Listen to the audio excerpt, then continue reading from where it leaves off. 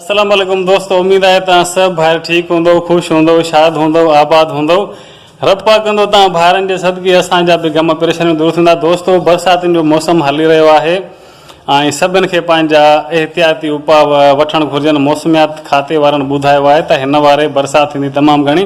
ऐं दोस्तों, जंहिं इलाइक़े में असां रहूं था 2022 में हिते आई हुई ॿोॾि। पूरो इलाइक़ो 200-250 घर हिन कॉलोनी में आहिनि, पर पूरी कॉलोनी ख़ाली हुई। उन जे हिसाब सां असांखे तमामु घणो भउ बि आहे, पर पोइ बि मां अॼु कंदुमि पंहिंजी जॻह जो कमु। मां पाण ख़ुदि न मां मज़दूर कयो आहे, न मां मिस्त्री कयो आहे। मां पंहिंजी हिमत पाण तहत पंहिंजो कमु कंदुमि ऐं तव्हांखे ॾेखारींदुमि। असांजो मथे कमिरो आहे जिथे बरसाति जो पाणी जमा थी वेंदो आहे।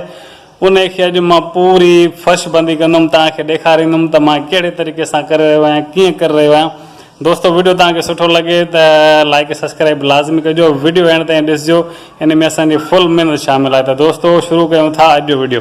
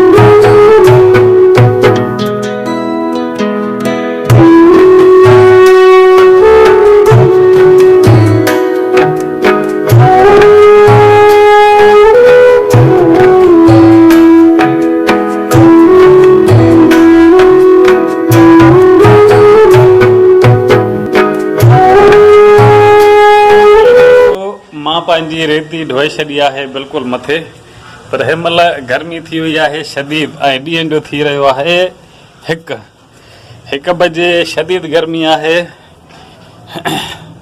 हे दोस्तों ॾिसो,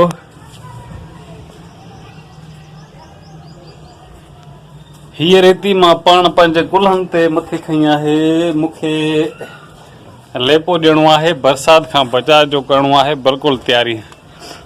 दोस्तों, जिथे जिथे कमी पेशी आहे उनखे मां क्लियर कंदुमि। हिमल आहे शदीद गर्मी। दोस्तों, हिमल आहे शदीद गर्मी। मां पंहिंजो कमु फ़िलहाल करे छॾियो आहे क्लियर।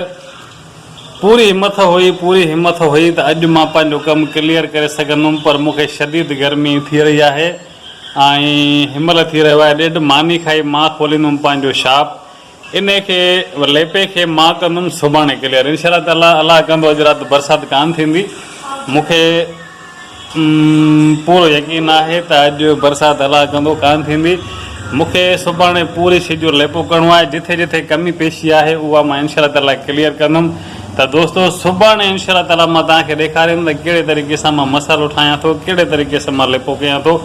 उमेदु आहे त अॼु जी महिनत तव्हां सभिनी भाइरनि खे पसंदि आई हूंदी ऐं वीडियो पूरो ॾिसण जे लाइ तव्हां सभिनी भाइरनि जी तमामु वॾी महिरबानी। त दोस्तों, अॼु जो वीडियो हिते कयूं था पूरो। इंशाअल्लाह ताला सुभाणे नेक्स्ट टाइम तव्हांखे मां पूरी रूटीन ॾेखारींदुमि त मां कहिड़ो कहिड़ो कमु कहिड़े तरीक़े सां मसालो ठाहियां थो, कहिड़े तरीक़े सां मां लेपो कयां थो। दोस्तों, मां कारीगर न आहियां, पर इहो आहे त इंसान करण ते पए त कुझु बि करे सघे थो। दोस्तों, दुआनि में यादि, टेक केयर एंड अल्लाह हाफ़िज़।